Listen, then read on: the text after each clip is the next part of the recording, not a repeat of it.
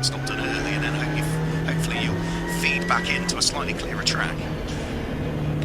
Yeah, I mean, I guess they're going to have to let the race sort of just resettle to understand whether they are being held up at the moment. And, you know, we've got several of them that we know are out of position where they went down through the field, and they're going to look to try and make those back up again now. You've got Sam Strong with just a little bit of rear body work hanging on. Yeah, here we go. We're going to get the race back underway. Remember, no overtaking until they reach the start-finish line. You can be alongside, but you can't have your nose in front until you've got over the start-finish line. Good restart by David Graves. Chris Payne going with him. Then it's Ray Honeybone just ahead of Ben Davis. Scott Parkin. Then the Ford Fiesta in the hands of Kester Cook. That's the top 6 as things currently stand. Kester Cook looking to try and attack the Seat Ibiza of Scott Parkin. Closed up on the run up Halewood Hill, but couldn't quite get the job done. There's locked brakes further back as Pete Bennett tries to propel his light green Renault Clio up the inside of the number 88 Ford Fiesta of Luke Jones, but Luke Jones having none of it and make sure that he got the move covered off. So they go along the Cooper straight, and Ray Honeybone here is under pressure, is he? Might lose out 3rd place here. Ben Davis looking for the inside line, but can't quite make it through. Yeah, just behind them is a driver we know is going to be happily getting stuck in the 113 car of Parkin. That is 3rd in the championship, a Class B car as well, as they all up there. So frankly, Parkin's trying to get up, and Ben Davis is where's Ben Davis in the championship? Sat in 7th place, so they're sort of still at the pointy end. So he just desperately needs to make up those places. And we saw in the early stages is that he will throw his nose up in the tiniest of gaps. Well, Parkin trying to move on up, but as you say, great start from David Graves, and he was already 3/4 of a second clear even on the restart. That's how you do it. Catch him napping. Absolutely, he really has pulled away, but he ran a little bit wide there coming through Sheen Curve, and he just lifted a little bit of dust into the air there at the wheel of the BMW. That now puts him under pressure from the Caterham of Chris Payne, who really closed up as a result of that very small mistake. So down into the braking area for clearways they'll come. 3 queuing up for 3rd, 4th and 5th position. Ben Davis looking to attack and defend at the same time. Over the start-finish line now come. It is going to be David Graves that leads the race. It is Chris Payne in 2nd place. Ray Honeybone under pressure from Ben Davis this time, who's got his Renault Clio up the inside of the similar car and should go through. Up into 3rd place goes Ben Davis. Ray Honeybone down into 4th place, and Kester Cook in the Ford Fiesta under attack from Scott Parkin, who he's just taken the place away from. Yeah, that's neat, because I was saying that Parkin's going to be the one on the move, and it actually ends up completely the other way round. And yeah, Kester Cook somewhere out the back there managed to make that move, but he's coming back at him again. Sam Strong gaining 3 places in the damaged BMW on that lap, and also posting the fastest lap of the race that we've seen so far, 1 minute 48.225, despite the fact he'd got 3 cars to overtake. The window is now open, so next time round they could start coming back in again, and like you say, now comes the sort of like the judgment of going, right, am I better off sticking out here, or do we come in and do it straight away? But has enough of this race settled down again since the green flag for them to know whether they're in a sticky patch, or whether they're just as well to stay out there. It's a 50-minute window. It's quite long, isn't it? So they don't, like you say, leave it a little bit longer. David Graves, I think you've called it right, is that he may just as well try and stretch his legs now at the front if he can. We said that last time round, and the next thing he was being caught up again on the back half of this circuit, but he managed to take it fine this time, and he's not under extreme pressure as he came through Sheen Curve heading towards Stirling's. Probably slightly extended his lead this time round. The best fight for the moment is 4th, 5th and 6th place. Ray Honeybone under pressure from Kester Cook, while Scott Parkin is sniffing around as well. Those 3 just appearing to sight now. Kester Cook just managing to hang on to the place. Scott Parkin was trying to come at him at the wheel of the Seat Ibiza. Over the start-finish line come the lead 3. Still BMW from Caterham from Renault. Then it's Ray Honeybone's Renault Clio, Kester Cook and Scott Parkin. And not that far behind those is number 53, which is Kevin Sterling. Into the pit lane, however, is our first pit visitor, and it's car number 146 that heads down pit lane. That is Simon Harrison, race winner last time out at Holton Park.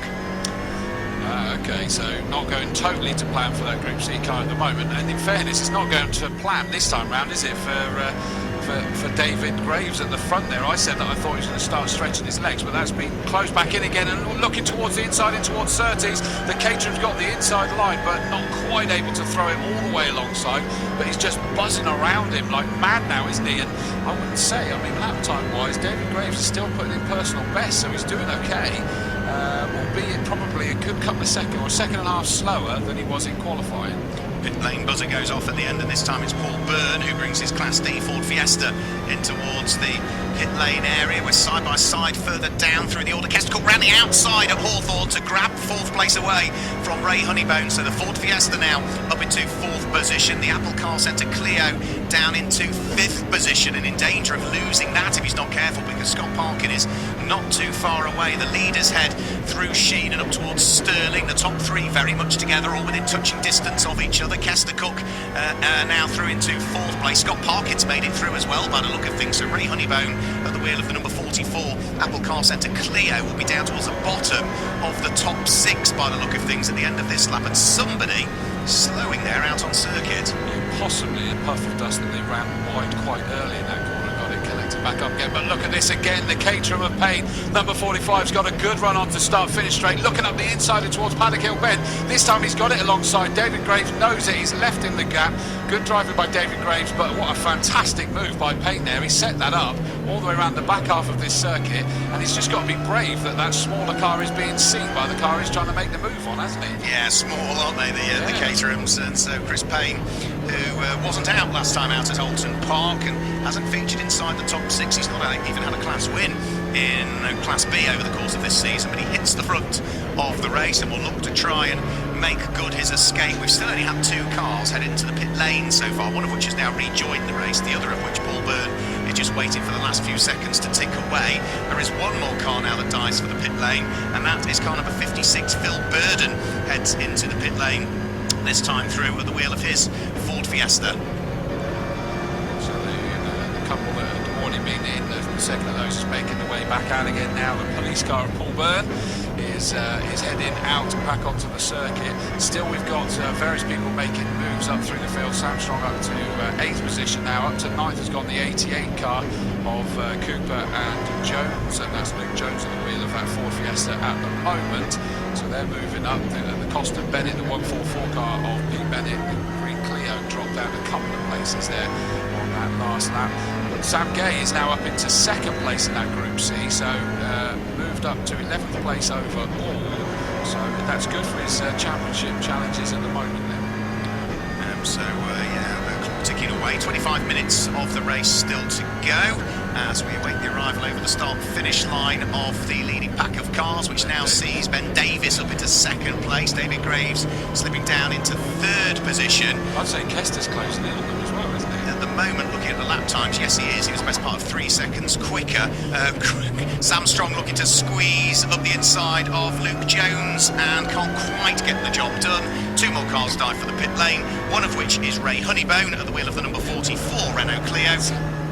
Sam Strong's up the inside, up in towards Druids. He couldn't quite make the move into Old Paddock, but he's done it up in towards Druids. I paused for a second because I thought that the car was going to come back at him then, but the 88 car slots in behind, down he comes. So certainly there's a driver with a bit between his teeth, and still with just that little bit of flapping bodywork, although I'm looking at it, I think he's lost his bumper. It's just another piece of under bumper bodywork. Back up the inside though, Ford Fiesta takes the place back. Sam Strong will have to try and see whether he can do anything about it. You were at Castle Combe there for a moment as well, at the back of Old Paddock. Did I? Yeah, you did. Christopher Hayes, House Roberts heads for the pit lane. Car number 144, Pete Bennett, heads for the pit lane as well. Pete Bennett has been a podium finisher overall in the last 2 races. He's finished in 3rd position, so he dies in the pit lane. The other car that's in the pit lane is number 53, Kevin Stirling. So they are conducting their mandatory pit stops. Good that Stirling's car is okay, because remember in qualifying where he suddenly slowed down, and he stayed slow on the Cooper straight on that lap as well. Now this is where the dynamic changes for a few of these. The 44 car is that Ray Honeybone is a good driver, but Jordan Honeybone is a blooming good driver, and I think he's going to now start trying to come through. However, he lost 3 laps in qualifying that were struck off because of track limits, so he needs to be careful what he does now. He certainly does, yeah. Race leaders coming towards us. This time diving for the pit lane is Ben Davis, heads for the pit lane, so that means that he heads down pit road. Kester Cook also, who started 5th on the grid and had a good race, hasn't he? He heads down the pit lane as well, so it is Chris Payne's Caterham that leads the race. David Graves' red BMW now up into 2nd place, and up into 3rd now comes the Seat Ibiza of Scott Parkin, up into 3rd. 4th is now going to be Con 110 Sam Strong, and up to 5th will come Luke Jones at the wheel of the number 88 Ford Fiesta. Another car heads for the pit lane. It's championship leader, isn't it? Sam Gay, 116 is in. He is. I was just watching that Ben Davis got compromised as he came in, is that he was heading to the same pits as the Sterling car, and that was only just coming out, so he just had to sit there waiting. But presumably they actually start a timer from when he comes in to the pits, because then that means it doesn't matter that he was held up there, because it's from pit in, pit out, you were saying, isn't it? It is, yeah, pit in, loop to loop. So yeah. as long as they've got that logged somehow, then he's not going to have a problem there. And at the end of the day, it's no driver change, so he's not losing time. He's only sat there waiting anyway before he's going to be released back onto the circuit. A lot more of them coming in over the course of this lap. They're all slowly filing their way into the pit lane. Number 27, which is Clive Goldthorpe, is in. We've also got in the number 2 Mini of Neil Clark to give way to Andy Langley. Number 66, Richard Clark, is in at the wheel of his white and metallic blue Renault Clio. I love the livery on that Renault Clio. So they're all in the pit lane, serving their mandatory part of the pit stop, for which the pit window is still open for another, 6 3/4 minutes at the moment. But of course, all the cars at the sharp end still as yet to pit. I think it's the top 16 cars all as yet to pit at this stage. It is, and I'm just glued to the fact that we've got 93 Kester Cook in the pits. Just behind is the 121 Ben Davis, and they're going to come out largely together.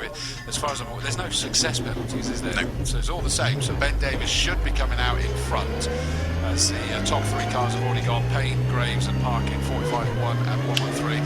Actually, it seems to me as though Kester Cook has somehow managed to jump up above the Ben Davis. So that is a position change, interestingly, in the pits. It is, yeah, albeit they should be in there for the same amount of time, but yeah, maybe Kester Cook did what he did at the previous round and timed it to absolute perfection, to make sure.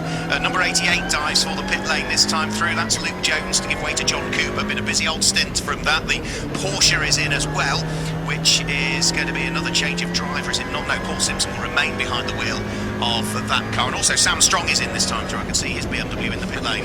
Yeah, they're pulling that little piece of errant rear bodywork off to stop that flapping around, but the rear bumper's gone, but that one is just been stuck there, so it's not probably likely to fall off and not likely to be pulled off particularly easily either.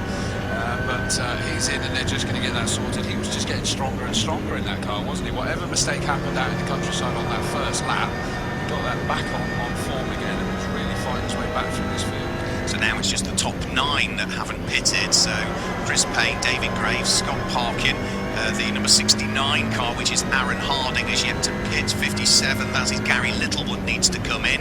Ronan Quinn needs to come in as well. The number 9 car of Stephen Kelly also has to come in. Jack Yeovil and David Smitheram, they're the top 9. All of those still as yet to come into the pit lane. They've still got the best part of nearly 5 minutes to come in, so plenty of time. But into the pit lane this time does come from 2nd place. David Graves comes in, and Scott Parkin comes in from 3rd position. So there goes the race leading Caterham, still as yet to stop. And for David Graves, the pole sitter, he is in. And as I said, also Scott Parkin is in at the wheel of the Team Darkside Seat Ibiza. Yeah, I'm just seeing where's David Graves going now. He's going just in front of Sam Strong, and that has given Sam Strong enough room to be able to pull out the Team Darkside. I mean, that looks just mean with what they've done with the front bodywork on that Seat, doesn't it? I think it was so quick 2 weeks ago in the Trackday Trophy at Silverstone on the GP circuit there. It's getting some run out, isn't it? The 2 GP circuits, goodness me. Really room to stretch their legs in both of those. Out goes Sam Strong, and they have managed to rip off that Aeron bodywork, and he's followed by a whole host of additional cars that are out. We kind of now just need to leave it the time for everyone to settle back into the positions once they've done their pit stops. Jack Yeovil is in, David Smitheram is in, Ronan Quinn is in, the yellow Ford Fiesta, which is Gary Littlewood, is also in as well. So I think that probably means now it's just the leading pair that haven't stopped at this stage. So still out there and leading the race, Chris Payne at the Caterham, who leads by 32 seconds now. And the other car that hasn't stopped, I don't think, is the Honda Civic Type R, number 69 of Aaron Harding. That's the light blue car with its green flashes to it. So I think other than that, everybody has stopped or is in the process of conducting their pit stop. Yeah, well, I guess Payne's one that is sat there comfortably in the lead. Why pull out now? It's just going to have fire, isn't it? the one to watch will be, as and when the race leader does come in, can he serve the pit stop and get back out?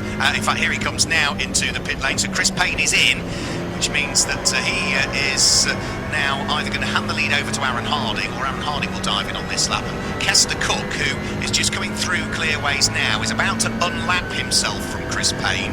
Can he do the lap and get back over the start-finish line before Chris Payne comes out of the pits? That's what we need to look towards, because Kester Cook is the first of the cars that's circulating that has conducted the pit stop at this stage. Well, David Graves is just leaving now, but he's now behind the 113 Team Darkside. I was a bit worried that there was no one in the car anymore, because you couldn't see through the window, and it just seemed to be sat there with no one around it. And he's gone out, so he's lost a position there. But car's making his way down to the lower paddocks, and sadly that car is out. And it was going so well for them in the early stages, championship-wise, but they started to fall backwards, didn't they, in terms of positions, and then suddenly into retirement, sadly. So they've been getting the whole car rebuilt until, as you were saying earlier, Mike, what was it, like 3 o'clock in the morning yesterday or something like that. Hasn't gone to plan. There goes Kester Cook up into second now, has gone Chris Payne, number 45, so the Caterham has moved past Ben Davis and is going to now set about trying to close in on Kester Cook. That was a new fastest lap of the race last time round by Payne. He's got the bit between his teeth to try and get back into the lead of this race, isn't he? Absolutely, yeah. Chris will soon become a pain in the side, won't he, for Kester, as they turn their way through the left-hander at Graham Hill Bend. Kester Cook working as hard as he can, but we'll have to wait and see as to whether Chris Payne has anything else that he can serve up to Cook as they head through the left-hander at Surtees and then heads out of our sight again. There are still 9.5 minutes to go, and well, as yet we don't know what's on the menu, do we? Could it be a win for Cook? Might it be Chris Payne that grabs the victory? Yeah, you can see why this is so popular with the drivers, can't you? I mean, the amount of track time, the amount of racing that we're getting all the way through, the tactics that come into it about when you stop and making sure you stop for the right amount of time and then getting back out again, you know, and being able to take part on things like the GP circuit here at Brands Hatch. There is no wonder that the MSVT Trackday Championship and Trophy are such popular things for people to enter in, and why we get bumper grids every single time we cover these guys. Yeah, well, they've got another Grand Prix circuit next. They're heading to the Donington Park Grand Prix circuit before they then head to Zandvoort in Holland, which of course will be back on the Grand Prix calendar in 2020. Yeah. So another Grand Prix circuit, you can argue. And they conclude their season here supporting the Indy 500, the 8-hour race that we've got for the Ford KAs here back here on the Indy circuit on the 16th of November. Back in the pit lane, that's Christopher House-Roberts, is it not, that's back in the pit lane at the wheel of the Honda, as over the start-finish line goes Kester Cook. What happens to the gap first to second? It comes down by another half a second. It's down to 1.6 now. Still got time, only 8.25 minutes left to go. Is that he can just patiently reel him in, and you've seen that with the strengths and weaknesses between these cars at different parts around the circuit, is that Caterham could really go late on the brakes and dive up the inside of the bigger cars around him, and that's what he's going to be banking on. He's just reeling in Kester Cook left at Surtees, disappearing out into the countryside now, and that gap is down to like probably about 4 car lengths, if that, as they disappear out of our sight. And he's going to be trying to see if there's anywhere he can make a lunge as we watch them coming down the hill towards us, down Hawthorne Hill in towards Hawthorne. Still in second is that little Caterham, and Kester Cook doing a great job, and I know that he's been just desperate for this victory for some time, with the amount of work and everything else that he puts into that car. He's been determined to get this victory, and at the moment he's sat there, but he's going to feel like he is a hunted man. Interestingly, by the way, championship leader Sam Gay just lost another place there, down to 14th overall, but most importantly 6th in Class C. That is not going well. Yeah, he's really dropping down. As for the race leader though, Kester Cook, he has been caught by 3/4 of a second just in the first sector of this lap by Chris Payne. So the Caterham is absolutely charging. There they go, up towards the conclusion of what will be lap number 18 this time through. It was a purple first sector for Chris Payne. He was matched for pace with Kester Cook through the middle part of the lap, so the gap is probably going to be halved. It was 1.6 seconds. It's certainly going to be less than a second. It is now down to, 0.7 of a second. New fastest lap for the chasing Caterham, 1 minute 45.687.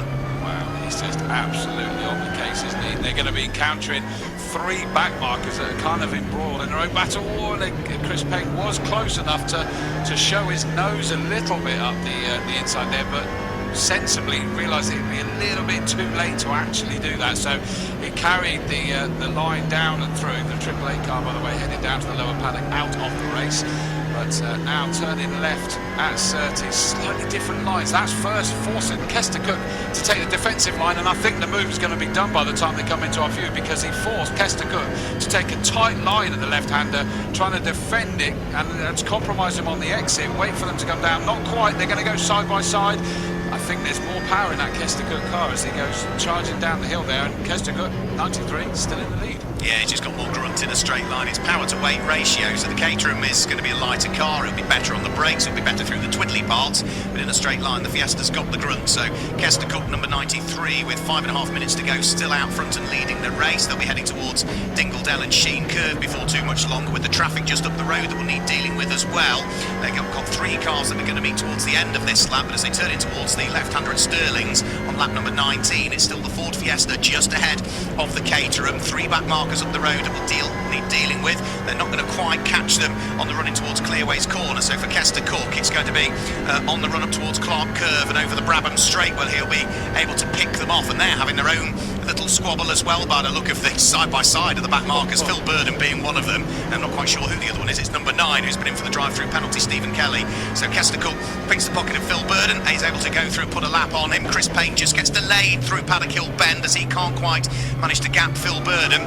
The Ford Fiesta now moves out of the way and allows the leading pair to go through. The next car they need to deal with is Stephen Kelly's number 9 Renault Clio, but Kester Cook can't afford to be held up or compromised here because Chris Payne is trying to draw himself alongside, and as they head in towards a braking effort, Graham Hill Bend, Stephen Kelly just about stays out of the way. Kester Cook goes through and grabs the place, and Chris Payne is going to have to wait until later along the Cooper Straight to try and squeeze his way through. The leading pair all through the traffic. They can now roll their sleeves up and get back on with it again. That was mighty close, wasn't it? Goodness me. And I just noticed, by the way, keep an eye on our championship leader, Sam Gay, the 116 car. He's sort of towards the rear of a multi-car gaggle. That means he's gone sort of tipping down that gaggle as it stands. But there it is now. Look at that yellow Fiesta directly behind him as he comes in towards Clearways. And that would put him down to 7th place in Class C, so it cost him yet another place in class. I think something's not quite right with that 116 Honda. Yeah, that's queuing up behind him is the light blue car of Aaron Harding, and then Gary Littlewood, that will be at the wheel of the yellow Ford Fiesta that sits behind. So in fact, that means that Harding's just lost 2 places actually there, the 69 car, so that turquoise car has got a bit of an issue. It's not been the best of laps for Aaron Harding. As for our race leader, well, it was still just about Kester Cook last time we picked up on it. He'll be heading through towards the conclusion of the lap again before too much longer. And as we say, he's dealt with the first little bit of the traffic. He's got a bit more traffic he will catch on this lap, the next of which is going to be the black and red Ford Fiesta of Jack Newell. So Kester Cook heads through Paddock Hill Bend. 3 minutes on the clock still to go. So he's on to his penultimate lap this time through. And the gap first to second has come out by a full 1.1 seconds that time through. It's up to 1.4 almost. Yeah, that's where the key fights are, isn't it? Because the guys parking just went in a weird angle into Paddock Hill Bend that time round in the red Seat, but kept it together thankfully. But he's a long way back from David Graves now, who in turn is a long way back from Ben Davis, and they're not able to really have the fight we were expecting at the moment there. But Kester Cook, he's going to be quite relieved because that gap was up to 1.3 last time round, but it's a purple sector 1 for Chris Payne, so he is chasing down after him yet again. Not managed to do it now. They've got past a chunk of the traffic on the back part of the circuit already, but that looked like he's come back down again, and he's right back with him, is Payne. He just got compromised last time round, didn't he? Yeah, he did, and it's the first sort of third of the lap where the Caterham seems to have the upper hand over the Fiesta. Once the speed starts to build out on the Grand Prix circuit, that's where sort of Kester Cook seems to have a very, very slight advantage. They'll be heading through the area of Stirling's again before too much longer. And then from there, of course, they'll be heading on to what should be their final lap of the race, because there's only a minute and 35 remaining. Here they come, up towards Clearways Corner, safely past the Master RX-8 that David Smitheram was scheduled to be sharing with Hannah Garden. Nose to tail for the lead of the race. This is the best opportunity that Chris Payne has had to try and take the lead of the race, and he rockets through with Kester Cook, I think, having a problem. Yeah, all of a sudden the Ford Fiesta is starting to slow, and well, Kester Cook is retiring the car up at Paddock Hill Bend, which means that Chris Payne goes through to grab the lead of the race, and there's lots of steam, isn't there, coming from the Fiesta? Yeah, something like a kettle boiling, isn't it, as soon as he stopped that, and so he's running out to try and pop that bonnet to get everything sorted. It's not fire, so he doesn't need it to suddenly be that, but that's sort of like almost head gasket boiling over type thing, that one, wasn't it? And that was all of a sudden from nowhere, Mike, wasn't it? I mean, he'd been fine up until that point and was fighting very well and very hard with that caterer, but Chris Payne, yes, okay, we've had this retirement, but you can't say he's not going to deserve it as well, because he was lining up the move towards the end of this race as well, I think. Yeah, he was, yeah. So Kester Cook with both passenger and driver door open. Bonnet is off the car now as well, but he's out. Got hot inside, I think. Out of the race, and that's it for him.